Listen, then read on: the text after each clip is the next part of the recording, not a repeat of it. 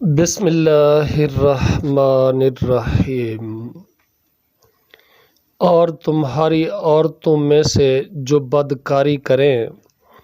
ان پر اپنے میں سے 4 مردوں کی گواہی لو، پھر اگر وہ گواہی دے دیں تو انہیں گھروں میں بند رکھو یہاں تک کہ انہیں موت اٹھا لے جائے یا اللہ تعالیٰ ان کے لیے کوئی راستہ نکال دے۔ اور تم میں سے جو بھی 2 افراد بدکاری کریں ان دونوں کو سزا دو،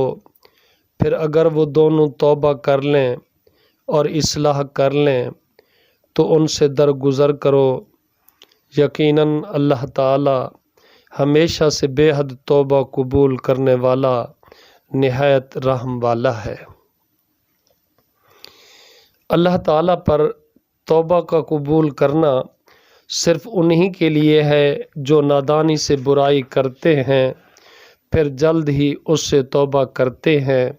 تو یہی لوگ ہیں جن پر اللہ تعالیٰ مہربان ہوتا ہے، اور اللہ تعالیٰ ہمیشہ ہی سے سب کو جاننے والا کمال حکمت والا ہے۔ اور توبہ ایسے لوگوں کے لیے نہیں ہے جو برے کام کرتے جاتے ہیں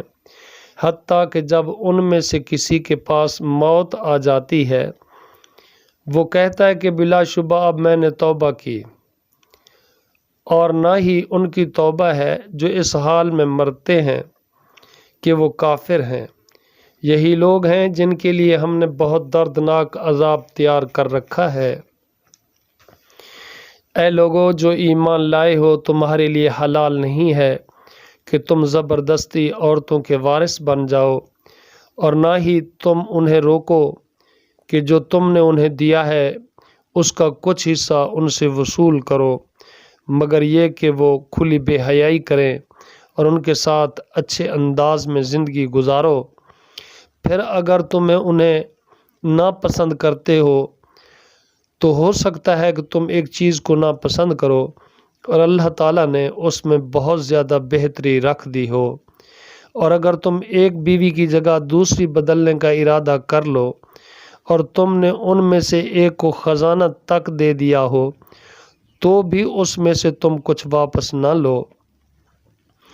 کیا تم اسے بہتان لگا کر